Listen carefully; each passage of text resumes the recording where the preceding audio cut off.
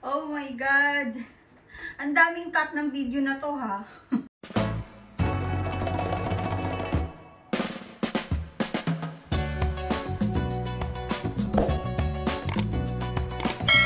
Hey guys! What's up? It's me again, Mary Ho, and welcome to my channel. For today's topic ay pag-uusapan natin ang sweldo. Oops! Hindi sweldo dito sa YouTube ha. Wala pa ako niyan. Sweldo dito sa Japan. I mean, kung ikaw ba ay nagpaplanong pumunta dito sa Japan, nag-iisip ka ba magtrabaho dito o magtagal dito as a worker? May idea ka ba kung magkano ang sinusweldo ng factory worker dito sa Japan bago ka mag-apply dyan sa Pilipinas? So, kung nais mo talagang malaman kung magkano ang sweldo dito sa Japan, tapusin mo itong video na ito.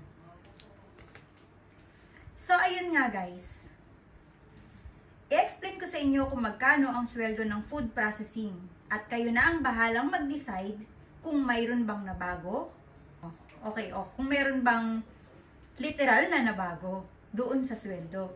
So, ngayon, year 2015, may kwento ko lang, nagpunta ako dito sa Japan as a factory worker. Yan, nag-apply ako dyan sa Maynila. So, hindi ko nasabihin kung saang agency ako nag-apply kasi for sure, marami namang legit na agency dyan na pwede nyong pag-applyan.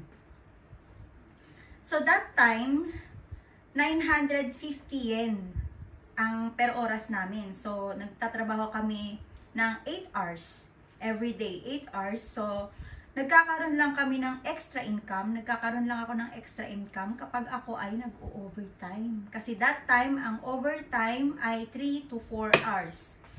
So, minsan, kapag halimbawa ay Christmas o kaya New Year, sobrang busy nung factory na yon. Kaya naman, minsan 5 hours talagang lumalagpas sila sa limit ng pwedeng ibigay na overtime sa tao. So, ayun nga guys. And then after 3 months, napag-abutan kami ng pagtataas, yung pag-a-announce ng pagtataas ng salary ng mga trabahador, no? Ng mga factory. So, from 950 yen, iyon ay naging 980 yen. So, magkano itinaas? 30 yen lang, di ba? So, yung 980 yen na yun, i-times mo yun sa 8 hours, kumikita kami ng 7,840 yen kada araw.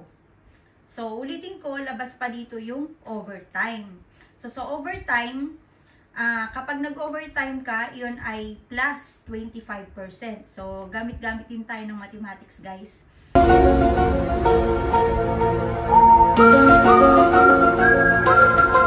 So, yun.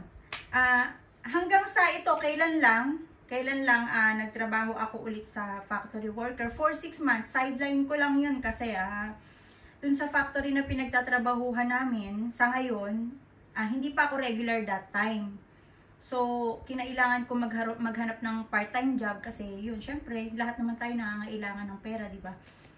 Naghanap ako ng part-time job, so, dahil may experience na ako sa ganong trabaho, nag-try ako ulit na pumasok sa ganon. Dito lang din, malapit lang dito sa amin. So, ang in-offer sa akin doon ay 1,050 yen per oras. So, sa aking 8 hours, meron akong 8,400 yen. So, sa palagay nyo guys, since 2015, 2016, and 2024, last year kasi yun last year kasi ako nag-part-time doon, 6 months nga lang dahil panggabi siya. Yun nga lang, kainaman doon, dahil siya ay panggabi, yung 1,050 niya ay mayroong plus 25%. Dahil dito sa Japan, kapag nagtrabaho ka ng panggabi, sa mga factory, ganyan, ay mayroon yung dagdag na plus 25%. Kasi overtime pay na ang tawag doon. So, ayun guys, isipin nyo, since 2015, nadagdagan ng 30 yen, naging 980. Tama? Plus, naging 1,050. 2024 na. Residente pa ako dito. Pero, alam nyo guys, lahat naman ng bagay, lahat naman ng gusto nating makamit sa buhay, hindi yan magiging madali. 'Di ba? Hindi yan magiging madali as long as naniniwala ka sa sarili mo na kaya mo, na buo ang loob mo na pupunta ka sa isang lugar para magtrabaho. Ano man ang reason mo, pamilya mo or sarili mo, pangarap mo, gagawin at gagawin mo yan. Hindi mo yan susukuan kahit gaano pa yung katagal, di ba? And then, ibang trabaho naman, no? Like sa machine operator, nag-part-time din kami ng asawa ko dyan noong kasagsagan ng pandemic, kasi dun sa pinagtatrabahuhan namin talaga hanggang ngayon, nawalan ng trabaho yun.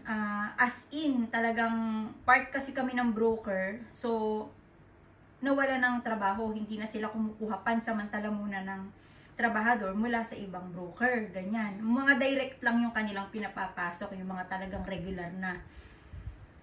Ngayon, nagtrabaho kami, lumipat kami ng ibang factory, pero yung factory na yon, kami ay regular employee. May mga nakasama kami doon na ibang intern trainee, nakausap ko sila, natanong ko sila kung magkano ang sinusweldo nila. So, ang kanilang salary, matagal na raw hindi nababago. So, isipin mo kung ilang taon na sila dito, kung 3 years na sila dito, ang sweldo nila nasa 980 per oras pa rin. So, hindi pa rin yun nababago. Hindi ko lang alam ngayon kasi matagal na akong wala doon. Halos 4 na taon, 3 taon na akong wala doon. So, ayun, hindi ko lang alam kung nabago ba yun dahil maraming batas, maraming inilabas na sinabi ang gobyerno na kailangan magtaas. Kailangan sumunod sa pagtataas ang mga ahensya o yung mga factory. So, hindi ko lang alam kung may nabago ba. Pero, ayun, yung trabaho doon, hindi ko masasabing madali. Kasi nga sabi ko sa inyo, wala namang madali. Pero, hindi siya para sa akin. Kasi yun sa Baga ba, hindi siya para sa akin. Kasi plastic, factory siya ng mga plastic, ganyan. Yung mga ginagamit na pang-araw-araw na supot, yung mga plastic, ganun. Yun, factory siya ng ganun. So, hindi siya para sa akin talaga. Kaya hindi kami tumagal doon. Nung nagkaroon na ulit ng regular na pasok, ulit ng broker yung factory na pinagtatrabahuhan namin ngayon, bumalik kami doon. So, nagyamita kami, umalis kami doon sa una, and then, lumipat kami, bumalik kami kung saan kami nandito ngayon, kung saan kami nagtatrabaho ngayon.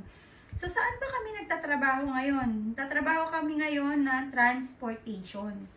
So, tumatanggap kami ng mga damit. Ang factory namin ay tumatanggap ng mga damit, ng mga sapatos mula sa iba't ibang bansa, and then nilalagyan namin yun ng price tag. So, nag-check din kami kung may damage. So, yun, pero yung trabaho namin doon, more on paglalagay ng price tag. Yun talaga yung ano namin. So, sa pinagtatrabahuhan ko ngayon, nag-start ako dyan, 980. Kailan yun? 2018. 2018 nga ba?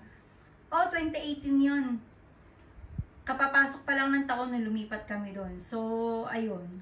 Nag-start kami ng 980 yen hanggang naging 1,050 hanggang naging 1,100. Naging 1,150, naging 1,200. O, tapos naging, ayun na, kung ano man yung, alam nyo na. So, ayun guys, hindi kasi pare-pareho ang sweldo ng bawat factory. So, swerte ka na lang talaga kung mag-a-apply ka dyan sa Pilipinas at ma-offeran ka ng maganda. Or yung magiging, yung pagtatrabahuan mo o yung, yung pagtatrabahuhan mo o yung magiging amo mo ay mabait. Ganon. Kasi, katulad dito sa vegetable farmer, no? May mga dati akong ka-intern trainee na nakakakwentuhan ko pa rin hanggang ngayon. So ayun, nabanggit nila sa akin na yung mga amo nila, yung mga sacho nila, yan, binibigyan sila ng bigas, libreng bigas. And, minsan gulay, ganyan. Minsan karne, binibigyan sila ng ganun. So, hindi lahat talaga pare-pareho. So, nakadepende talaga yun kung saan ka mapupunta at kung anong klaseng tao yung magiging amo mo. So, dati guys, alam nyo, naabutan ko yung presyo ng itlog dito. 100 yen lang makakabili ka na, plus tax pa yun. Isang tray na yun ha, isipin mo, 10 piraso ang laman ng isang tray. Makakabili ka sa halagang 100 yen. Pero ngayon, as of today, Diyos ko, alam nyo to, the highest level na ang presyo ng itlog. Pati ang itlog, nag-upgrade na. Isipin mo yun, from 100 yen plus tax, naging 300 yen plus tax na yun. So, ganyan na siya. Halos lahat naman yata, no? Kahit naman dyan sa Pilipinas, kahit sa lupalop kahit sa iba't ibang bansa, talagang tumaas yung mga bilihin, tumaas yung mga taxes. So, ayun guys. Maganda sa maganda magtrabaho dito. Kagaya nga ng sabi ko, nasa sipag at tiyaga mo lahat ng yan. Sa diskarte mo sa buhay mo. Kasi kung umpisa pa lang, sinabi ko sa'yo to, pinanghinaan ka ng loob, hindi para sa'yo ang lugar na to. Ganon. Na-explain ko sa inyo para magkaroon kayo ng idea at malaman nyo kung paano nyo iha-handle yung inyong kikitain. Iha-handle yung inyong magiging sweldo. No? Kasi yung iba, lalong-lalo na, iwasan nyo pala ito. No? Lalong-lalo na, iwasan nyo mag-convert.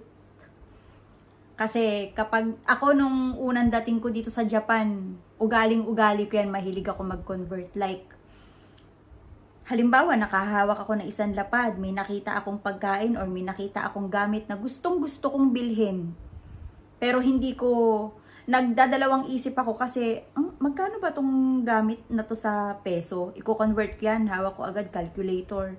Magkano ba to? Parang ganyan. Uy, ang mahal. Ayoko nito. Saka na lang. Yung mga ganon. Kasi once na nag-convert kayo, once na ginamitan nyo ng convert yung mga bagay-bagay, hindi kayo mag-e-enjoy. Kasi iba talaga ang presyo dito at iba ang presyo ng bilihin sa atin. Kahit na alam ko naman na mas marami ding mamahalin ng mga kung ano-ano sa atin. Pero iba talaga. So, iwasan nyo yung mag-convert. So guys, paano? Hanggang dito na lang muna tayo. So kagaya nga nung payo ko, pagbutihin nyo lang. Pag kayo nakarating dito, pagbutihin nyo lang ng pagbutihin yung pagtatrabaho. At hanggat may trabaho, samantalahin nyo yan. Dahil hindi sa lahat ng pagkakataon, papanig sa inyo ang kapalaran. So ayun guys, sana tinapos nyo tong video. Pakihit naman yung subscribe button, paki-like and pakitapos yung video. Salamat! Hanggang sa muli!